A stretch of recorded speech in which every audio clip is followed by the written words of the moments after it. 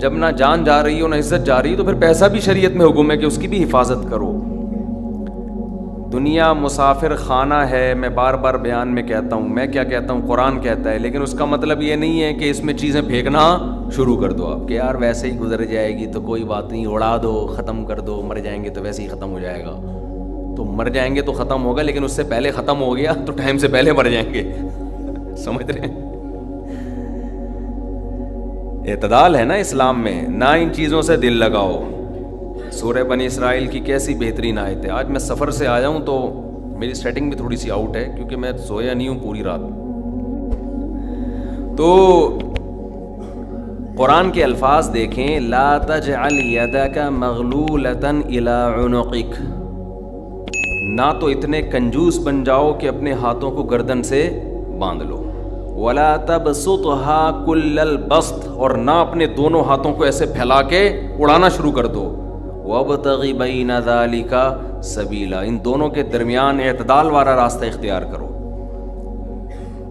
اچھا, ہر آدمی کہتا ہے میں اعتدال سے چل رہا ہوں, کہ نہ میں اتنا ایسے اڑا رہا ہوں اور نہ میں کنجوس ہوں, کیونکہ میں نے اس دن میری گاڑی کا شیشہ ایک بندے نے صاف کیا تھا, میں نے اس کو 10 روپے دیے تھے, میں تو بالکل بھی کنجوس نہیں ہوں. اس دن چمونی آپا آئی تھیں ہمارے محلے میں, میری والدہ کی بڑی اچھی دوست ہیں, تو میں نے ان کو چائے پلائی تھی.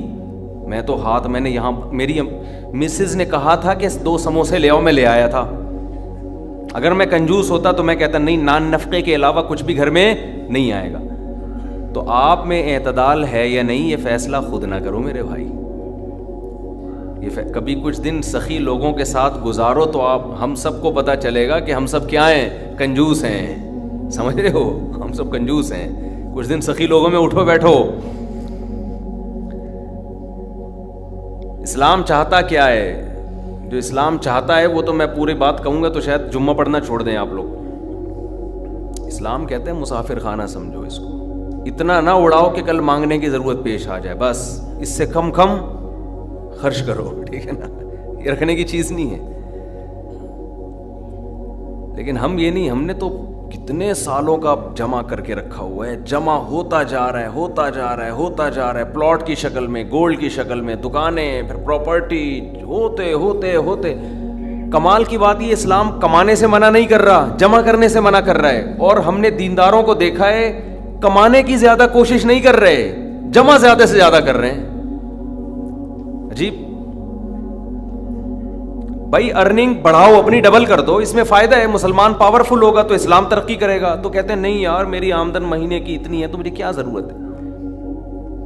لیکن اس آمدن کو کیا کر رہے ہیں, جمع کر رہے ہیں. بھائی کمائی ڈبل کر دو تاکہ خرچ بھی کیا ہو جائے, خرچ اچھی جگہوں پہ شروع کر دو.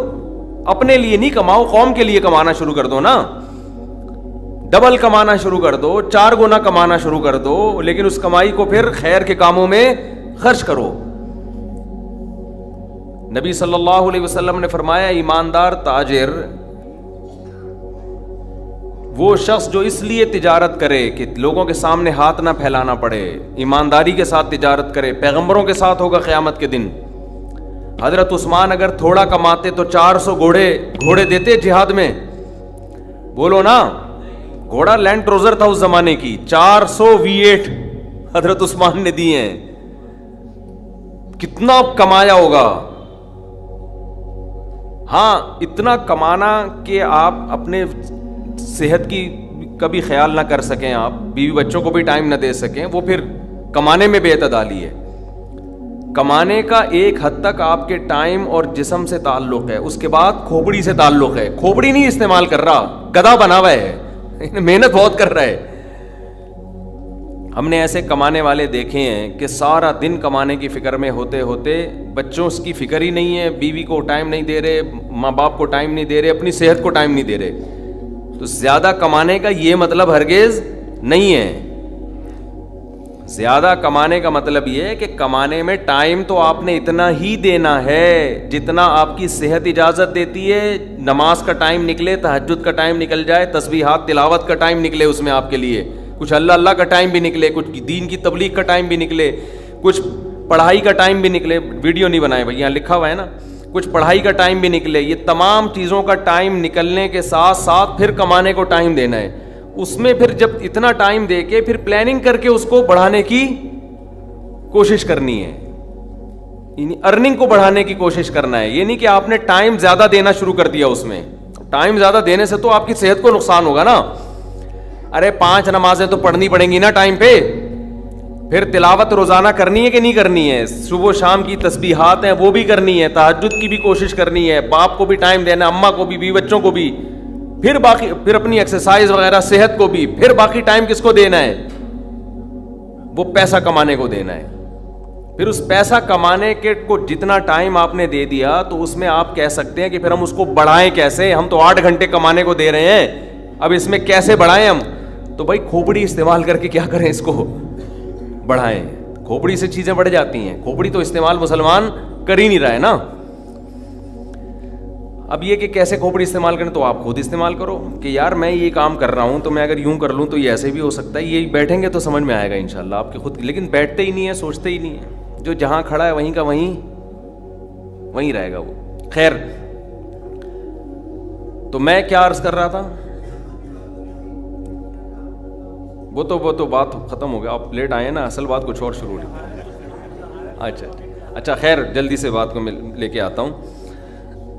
تو اعتدال جو ہے نا, سخاوت, سخی لوگوں میں آپ اٹھیں گے بیٹھیں گے تو پتہ چلے گا کہ اعتدال کسے کہتے ہیں. عربوں میں بڑی سخاوت ہے, ہم نے علماء میں بڑی سخاوت دیکھی ہے.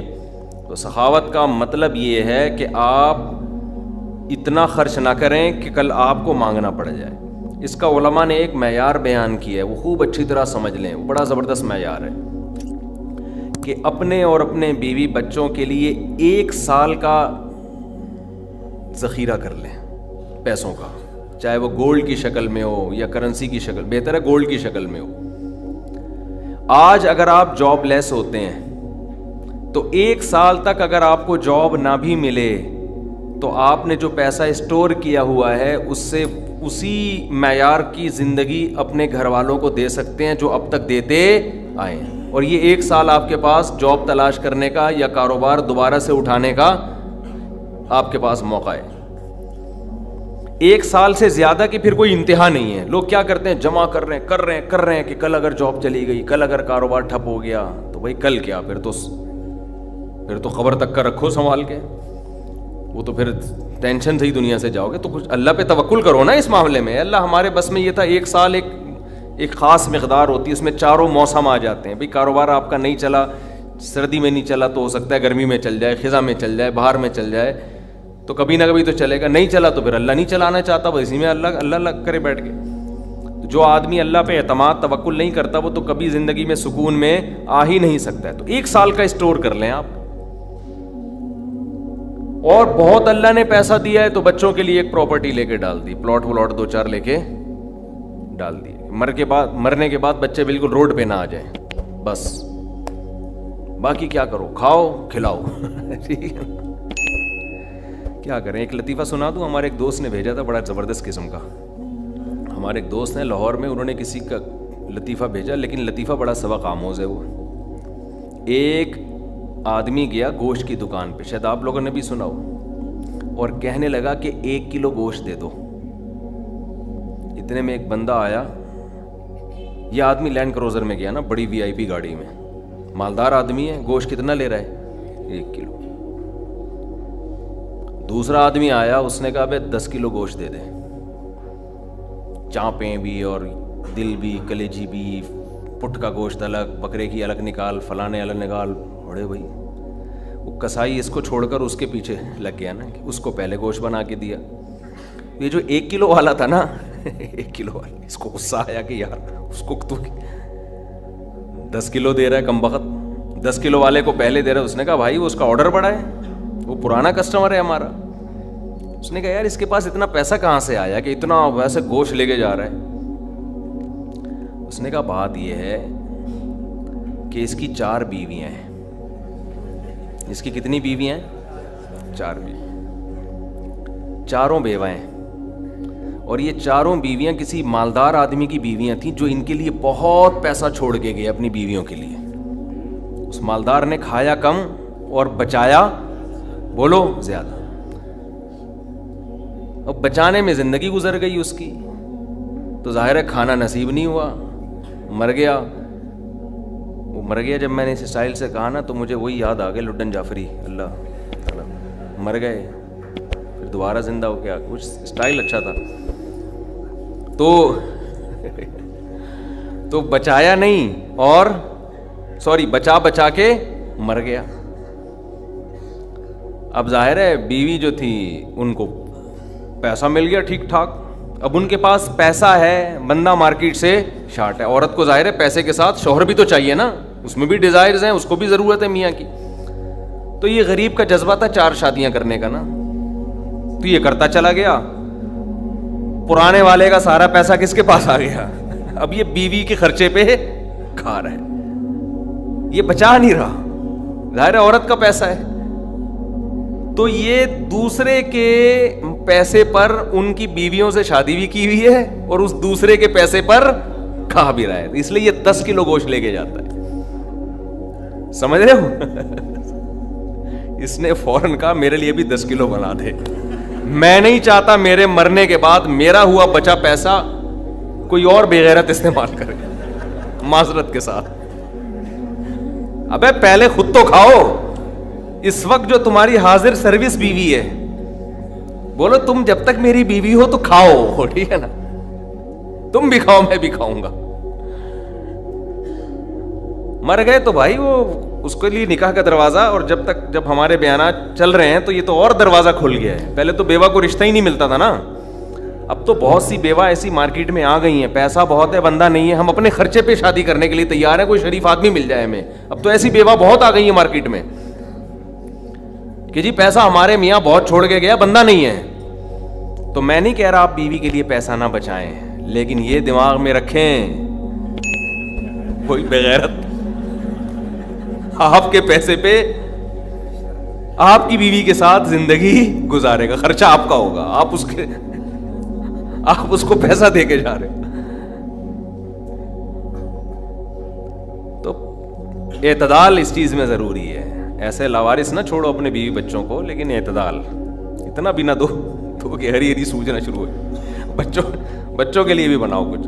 خیر، کہاں سے کہاں بات چلی گئی یار، تو جلدی سے بات کو سمیٹتا ہوں، کیا کروں، پھر گھوم پھر کے ادھر ادھر دائیں بائیں جانے لگتے ہیں۔ تو یہ میں ان لوگوں کے لیے یہ لطیفہ ہے جو بہت زیادہ بچانے کی فکر کرتے ہیں۔ میں کہتا ہوں نا، آپ اپنی اولاد کے لیے بچا رہے ہو، اپنی اولاد کے لیے بچا رہے ہو، کھا نہیں رہے، نہ خرچ کر رہے ہو بچوں کے، تو بچے پھر جب بچوں کے پاس آئے گا تو وہ اپنے بچوں کی فکر میں بچائیں گے۔ تو آپ بھی تو خود کسی کے بچے ہو نا، آپ کھاؤ، بولو مجھے اپنے ابا کے بچوں کی فکر ہے، میرے ابا نے میرے لیے چھوڑا تھا، میرے بچوں کے لیے تھوڑی چھوڑا تھا۔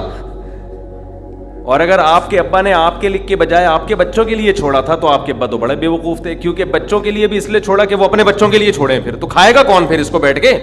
بات یہ کہ اللہ پہ اعتماد اور توکل بالکل ختم۔ یہ بھول گئے ہیں کہ جب انسان دنیا میں آتا ہے تو صرف پیٹ نہیں لے کے آتا، 2 ٹانگیں 2 ہاتھ کمانے کے لیے لے کے بھی آتا ہے۔ آپ کا بچہ اپاہج ہے تو سمجھ میں آتی ہے بات، 2 ہاتھ 2 ٹانگیں، تو بھائی جیسے آپ نے کمایا وہ بھی کمائے گا انشاءاللہ۔ جب آپ پیدا ہوئے تھے، خدا نے آپ کی ماں کی چھاتیوں میں آپ کے لیے رزق پیدا کیا تھا، آپ کا بچہ پیدا ہوا تو اس کی ماں کی چھاتیوں میں بھی خدا نے رزق پیدا کیا ہے، تو اس کا مطلب رزق بچہ لے کر آ رہا ہے۔ تو فکر کرو اعتدال کے ساتھ، اس کو سروں پہ مسلط نہ کرو، مسلط نہیں کرو، مسلط اتنی کرو کہ بس میں نے کمانا ہے، بیوی بچوں کو فی الحال کھلانا ہے میں نے، اس کے علاوہ رزق کے دروازے کھل رہے ہیں تو کھلے، جتنا اللہ کھول دیتا ہے، بعض دفعہ نہیں کھولتا اللہ تعالیٰ، یبسط الرزق لمن یشاء ویقدر، جس کے لیے چاہتا ہوں رزق کھول دیتا ہوں، جس کے لیے نہیں چاہتا وہ ایڑیاں کس رگڑ لیتا ہے، مگر رزق کا دروازہ نہیں کھولتا۔ تو ٹینشن کس بات کی ہے؟ یہ تو اللہ کے ہاتھ میں ہے، آپ نے کوشش کرنی ہے، نتیجہ آپ کے ہاتھ میں نہیں ہے۔ اللہ غریب رکھے تو بھی خوش، انجوائے کرو یار، جس نے مجھے کھلا دیا تو بس میری ضرورت بھی 2 پراٹھے ہیں، تو میرے بچوں کی بھی یہی ضرورت ہے، اللہ ان کو بھی کھلا دے گا۔ اللہ میں لاہور سے آیا ہوں، پراٹھا آتے ہی پراٹھا کھایا ہوٹل پہ جا کے، اتنا مزہ آیا کہ سبحان اللہ، نہیں ملتے پنجاب میں یہ والے پراٹھے، یہ چیز نہیں ہے پنجاب میں۔ پنجاب میں لسی ہے، پائے ہیں ہوں گے بھائی، یہ چیز نہیں ہے بھائی۔ رفیع بھائی بہت دیکھ لیا، مایوس ہوتا ہے نا انسان جا کے، وہ ناشتے کا وہ لک ہی نہیں آ رہا ہوتا۔ تو ہماری ضرورت بس یہی ہے تو اللہ دے دے تو ٹھیک ہے بھائی, کچھ بہت دے دیا, کھا پی بھی لیا, استعمال بھی کر لیا, تو چلو یار ایک آدھ بحریہ ٹاؤن میں بچوں کے لیے پلاٹ بنا کے چھوڑ دیا, مرمر آ جائیں گے تو چلو. اس سے زیادہ tension tension tension tension tension آخرت کی ہے. ہمارے ایک دوست نے پراپرٹی لی, اس کے ساتھ ہی قبرستان بھی ہے, تو بار بار وہاں کھڑے ہو کے بول رہے ہیں کہ یار دیکھو, میں ان سے کہہ رہا تھا, ان کو ڈرا رہا تھا, میں نے کہا آپ اپنا پلاٹ دیکھ دیکھ کے خوش ہوتے رہتے ہو, اصل پلاٹ تو یہ ہے, یہاں ہے, تھوڑے دنوں میں کدھر آنا ہے, ادھر آنا ہے. میں نے کہا یہاں آپ جو پلاٹ لیا اس پہ مکان بناؤ گے 10 15 20 سال کی کہانی ہے آپ کی, اس سے زیادہ کی مجھے سفید بال دیکھ کے لگ رہا ہے کہ ہوگی نہیں. اور یہاں 20,000 25,000 30,000 پتہ نہیں کتنا رہنا پڑے. تو جب اپنی پراپرٹی کو دیکھنے جاؤ, ساتھ میں یہ قبرستان پہ تھوڑی دیر کھڑے ہو کر دیکھ لیا کرو کہ یار آنا کہاں ہے, ادھر ہی. تو اتنا زیادہ خوش ہونے کی بالکل بھی ضرورت نہیں ہے. اس کی تیاری کیا کی ہے اس قبر کی, اس کی تیاری کرو. اس کی تیاری ہے راتوں کو تہجد, اللہ کے سامنے گڑ گڑانا, نظر کی حفاظت کرنا, حرام کھانے سے اپنے آپ کو بچانا, اپنی اولاد کی اچھی تربیت کرنا. یہ اس کی تیاری ہے اس قبر کی. ذکر کرنا, دیکھو یہ جو ہم ذکر کرتے ہیں نا, لا الہ الا اللہ یا سبحان اللہ والحمد للہ, یہ ہلکے کلمات نہیں ہیں. لوگ اس کو ہلکا سمجھ رہے ہوتے ہیں نا, کہ کوئی تسبیح پکڑ کے لا الہ الا اللہ اللہ اللہ کر رہا ہے بیٹھ کے, کیا کر رہا ہے, ٹائم ویسٹنگ. معاذ اللہ. اللہ کو سب سے زیادہ یہ عمل محبوب ہے کہ میرا تذکرہ کر رہا ہے. ہم جب دنیا کا تذکرہ کرتے ہیں, پراپرٹی وہاں چلی گئی, ابے تجھے پتا ہے وہ بھی ہاتھ سے نکل گئی پراپرٹی, اور یہ بھی ہو گیا اور وہ بھی ہو گیا, ابے تجھے پتا ہے آج کل کون سا بزنس چل رہا ہے. صبح و شام دنیا دنیا دنیا جو کرتے ہیں نا, اس میں ہمیں دلچسپی ہے, اللہ کو کوئی دلچسپی نہیں ہے. یہ فنا ہونے والی چیز ہے. اور اگر ہم زبان سے لا الہ الا اللہ اللہ اکبر شروع کر دیں تو اس میں ہمیں دلچسپی نہیں ہے, لیکن اللہ کو اس میں بہت دلچسپی ہے. نبی صلی اللہ علیہ وسلم نے فرمایا, اللہ کے ذکر کے علاوہ سب کچھ اس دنیا میں باطل ہے, سب کچھ باطل ہے.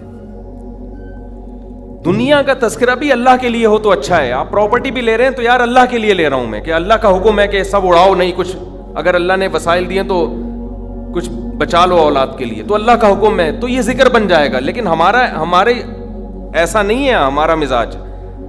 ہم تو دنیا کے چسکے لے لے کے تذکرے کرتے ہیں ہر وقت. تو یہ اس کی اگر ہم معمول بنا لیں نا, تسبیح ہاتھ میں رکھیں, میں نے دیکھا اس کا بڑا اثر پڑتا ہے. لاشعوری طور پر انسان کی زبان چلنا شروع ہوتی ہے, لاشعوری طور پر.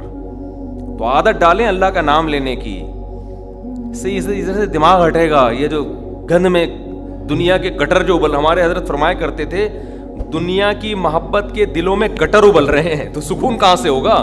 سکون خوشبو میں ہوتا ہے, گٹر کی بدبو میں تھوڑی ہوتا ہے. یہ دنیا کی محبت میں بھی اسمیل ہے, ایک بدبو ہے.